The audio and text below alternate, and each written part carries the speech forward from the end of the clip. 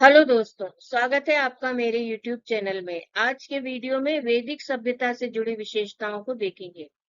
सबसे पहला है, वैदिक काल को दो भागों में विभाजित किया गया है। पहला है ऋग्वैदिक काल, दूसरा है उत्तर वैदिक काल। ऋग्वैदिक काल का समय 1500 ईसा पूर्व से 1000 ईसा पूर्व और उत्तर वैदिक काल का समय 1000 ईसा पूर्व से 600 ईसा पूर्व तक का माना जाता है। आर्य आर्य कौन थे? जो ऋग्वैदिक काल में रहते थे लोग, उनको आर्य कहा जाता था। तो आर्य सर्वप्रथम पंजाब एवं अफगानिस्तान में बसे थे। भारत में कहाँ पर आए थे? सबसे पहले ये पंजाब एवं अफगानिस्तान में बसे थे। मैक्स मूलर ने आर्यों का मूल निवास स्थान मध्य एशिया को माना है, यानी इनका मूल निवास स्थान मध्य एशिया था और भारत में आकर ये पंजाब में आकर बसे थे। आर्यों द्वारा निर्मित सभ्यता वैदिक सभ्यता थी और आर्यों द्वारा विकसित सभ्यता ग्रामीण सभ्यता थी। जिस सभ्यता को उन्होंने निर्मित किया था वो वैदिक सभ्यता थी, लेकिन जिस सभ्यता को में वो रहते थे वो ग्रामीण सभ्यता थी। ग्रामीण सभ्यता को विकसित किया था। आर्यों की भाषा क्या थी? संस्कृत थी। अगला है, आर्यों की प्रशासनिक इकाई आरोही क्रम से इन 5 भागों में बांटा था: कुल, ग्राम, विश्व, जन और राष्ट्र। जैसे आज बोला जाता है कुल, कुल तो आज भी है, कुटुंब जिसको बोलते हैं। कुल हो गया, फिर ग्राम, गांव को बोला जाता है, शहर बोला जाता है, जिला, राज्य, फिर देश। ये आज जैसे बोला जाता है, उस समय क्या बोला जाता था? कुल, ग्राम, विश्व, जन और राष्ट्र, ये बोला जाता था। ग्राम के मुखिया को ग्रामीणी कहते थे, विश्व के प्रधान को विश्वपति कहते थे, जन के शासक को राजन कहते थे और राज्य अधिकारियों में पुरोहित एवं सेनानी प्रमुख रूप से थे। मतलब राज्य के जो अधिकारी माने जाते थे उनमें पुरोहित और सेनानी को मुख्य रूप दिया गया था। सूत, रथकार एवं कम्मादी नामक अधिकारी रत्नी कहे जाते थे। इनकी संख्या राजा के सहित करीब 12 हुआ करती थी। कुरप, कुरप किसको कहते थे? दुर्गपति, दुर्ग किले को कहते हैं। तो दुर्गपति को कुरप कहते थे एवं स्पष्ट जनता की गतिविधियों को देखने वाले गुप्तचर होते थे, उनको स्पष्ट कहा जाता था। अगला है वाजपति। वाजपति गोचर भूमि का अधिकारी होता था। अगला उग्र। उग्र किसको कहते थे? अपराधियों को पकड़ने का काम करता था, उग्र कहलाता था। जैसे आज पुलिस कहलाती है, उस समय उग्र कहा जाता था उसको। सभा एवं समिति, ये राजा को सलाह देने वाली संस्था थी। सभा में कौन लोग होते थे? श्रेष्ठ एवं संभ्रांत लोगों की संस्था को सभा कहा जाता था। और समिति सामान्य जनता का प्रतिनिधित्व करती थी। इसमें सामान्य जनता रहती थी। इसके अध्यक्ष को ईशान कहा जाता था। ठीक है। अगला है, युद्ध में कबीले का नेतृत्व राजा करता था। युद्ध के लिए गविष्ट शब्द का प्रयोग किया जाता था। मतलब युद्ध नहीं बोला जाता था उस समय, युद्ध के लिए गविष्ट शब्द का प्रयोग होता था, जिसका अर्थ होता है गायों की खोज। अगला है, 10 राज्य युद्ध का उल्लेख ऋग्वेद के 7वें मंडल में है और ये युद्ध परुष्णी नदी यानी रावी नदी के तट पर सुदास एवं 10 जनों के बीच लड़ा गया था।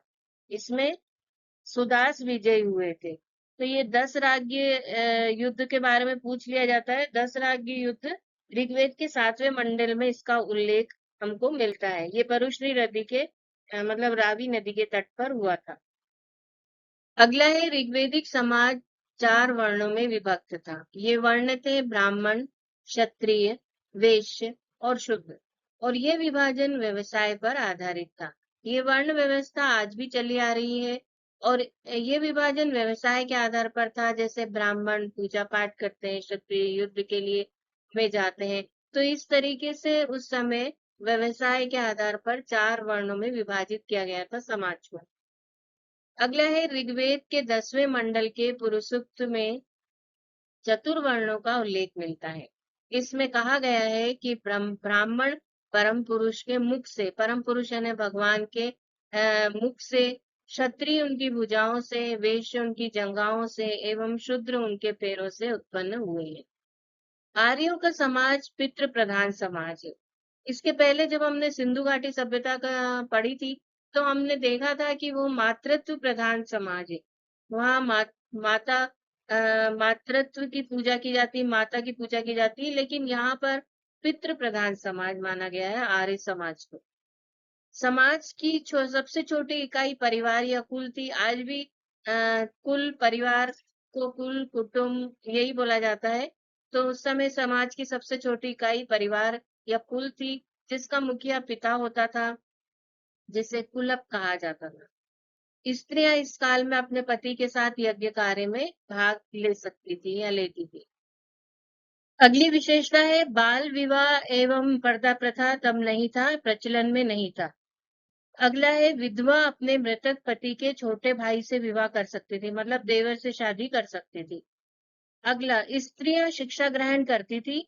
ऋग्वेद में लोपामुद्रा, घोषा, सिकता, आफला एवं विश्वास जैसी विदुषी स्त्रियों का वर्णन मिलता है। मतलब ऐसी विद्वान स्त्रियां थी उस समय पढ़ी लिखी, जिनका वर्णन ऋग्वेद में मिलता है। आर्यों का मुख्य पेय पदार्थ सोमरस था और ये वनस्पति से बनाया जाता था। अगला है आर्य मुख्यतः 3 प्रकार के वस्त्रों का उपयोग करते थे, वास, अधिवास एवं उष्णी। ये 3 प्रकार के वस्त्र उपयोग में लाते थे। आर्यों के मनोरंजन के मुख्य साधन थे संगीत, रथ दौड़, घुड़दौड़ एवं युद्ध क्रीड़ा। ये इनके मनोरंजन के साधन थे। आर्यों का मुख्य व्यवसाय था पशुपालन एवं कृषि। वो पशुपालन और कृषि उनका मुख्य व्यवसाय था। गाय को अघन्या यानी न मारे जाने योग्य पशु की श्रेणी में रखा गया था। अघन्या का मतलब है न मारे जाने योग्य पशु, इस श्रेणी में गाय को रखा गया था। आर्यों का प्रिय पशु घोड़ा एवं सर्वाधिक प्रिय देवता इंद्र थे। यानी ऋग्वेदिक काल में इंद्र देवता की सबसे ज्यादा पूजा होती थी। आर्यों द्वारा खोजी गई धातु लोहा थी, जिसे श्याम अयस कहा जाता था, और तांबे को लोहित अयस कहा जाता था। लोहे को श्यामयस और तांबे को लोहित अयस कहा जाता था। व्यापार के लिए दूर दूर तक जाने वाले व्यक्ति को पणी कहा जाता था। पणी पणी कहते थे व्यापार के लिए दूर दूर तक जाने वाले व्यक्ति। लेन देन में वस्तु विनिमय की प्रणाली प्रचलित थी। मतलब वस्तु विनिमय यानी एक सामान के बदले में दूसरे सामान का आदान प्रदान, इसकी प्रणाली प्रचलित थी। ऋण देकर ब्याज लेने वाले व्यक्ति को बेकनाट यानी सूदखोर कहा जाता था। मनुष्य एवं देवता के बीच मध्यस्थ की भूमिका निभाने वाले देवता के रूप में अग्नि की पूजा की जाती थी। अगला है ऋग्वेदिक में उल्लेखित सभी नदियों में सरस्वती सबसे महत्वपूर्ण तथा पवित्र नदी मानी जाती थी। ऋग्वेद में गंगा नदी का 1 बार और यमुना नदी का उल्लेख 3 बार हुआ है। ऋग्वेद में सिंधु नदी का उल्लेख सर्वाधिक बार हुआ है। मतलब सिंधु नदी का वर्णन बार बार आया है ऋग्वेद में, गंगा नदी का 1 बार आया है और यमुना नदी का 3 बार आया है। अब आते हैं हम उत्तर वैदिक काल की विशेषताओं पर। अभी तक हमने ऋग्वेदिक काल की ये विशेषताएं देखी थी, अब हम उत्तर वैदिक काल की विशेषताओं पर आते हैं। उत्तर वैदिक काल में इंद्र देवता के स्थान पर प्रजापति सर्वाधिक प्रिय देवता हो गए थे। मतलब ऋग्वेदिक काल में हमने देखा था कि इंद्र देवता की सबसे ज्यादा पूजा की जाती थी, लेकिन उत्तर वैदिक काल में आते तक प्रजापति सर्वाधिक प्रिय देवता हो गए थे। उत्तर वैदिक काल में राजा के राज्याभिषेक के समय राजसूय यज्ञ का अनुष्ठान किया जाता था। उत्तर वैदिक काल में वर्ण व्यवसाय की बजाय जन्म के आधार पर निर्धारित होने लगी थी। अभी तक वर्ण व्यवसाय के आधार पे था, ब्राह्मण, क्षत्रिय, वैश्य, शूद्र। ये व्यवसाय के आधार पे 4 वर्णों में बांटा गया था ऋग्वेदिक काल में, लेकिन उत्तर वैदिक काल में वर्ण को जन्म के आधार पर निर्धारित करने लग गए। उत्तर वैदिक काल में हल को सिरा और हल रेखा को सीता कहा जाता था। उत्तर वैदिक काल में निष्क और शतमान ये मुद्रा की इकाइयां थी, लेकिन इस काल में किसी खास भार, आकृति और मूल्य के सिक्कों के चलन का कोई प्रमाण नहीं मिलता है। मतलब इस काल में, उत्तर वैदिक काल में किसी तरह के सिक्के खास तौर से चलाए गए हों, ऐसा नहीं मिलता है। सांख्य दर्शन भारत के सभी दर्शनों में सबसे प्राचीन है। इसके अनुसार मूल तत्व 25 है, जिनमें प्रकृति पहला तत्व है। अगला है सत्यमेव जयते।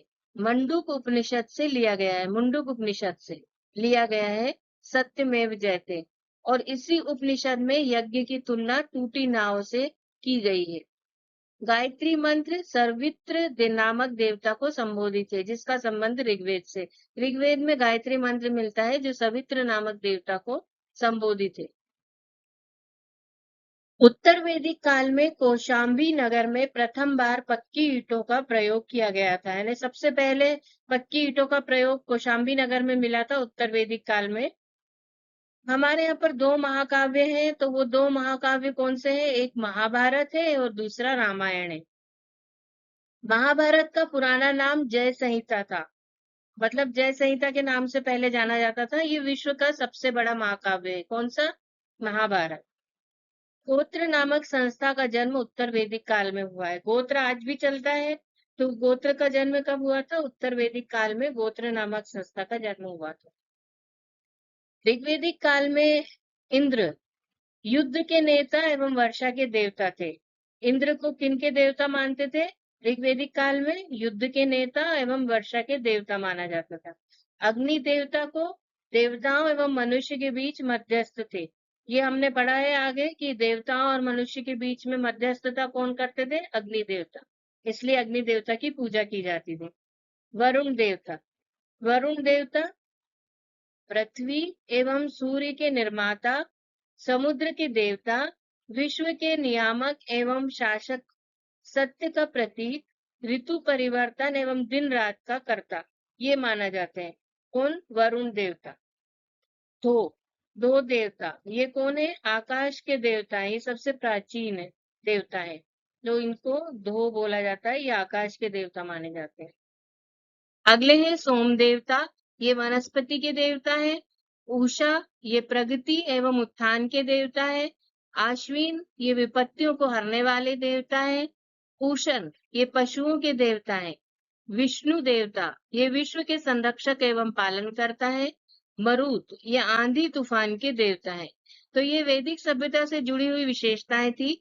वैदिक सभ्यता को हमने ऋग्वैदिक काल और उत्तर वैदिक काल में बांटा था और उनकी विशेषताओं को यहाँ पर देखा।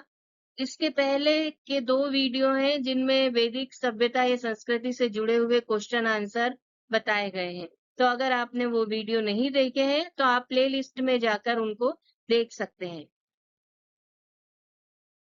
अगर आप नोट्स पढ़ना चाहते हैं तो लिंक डिस्क्रिप्शन में दिया गया है, वहां से जाकर आप नोट्स पढ़ भी सकते हैं, डाउनलोड भी कर सकते हैं। अगर वीडियो पसंद आए तो लाइक और शेयर अवश्य करें। इसी तरह की जानकारी के लिए चैनल को सब्सक्राइब करें। धन्यवाद।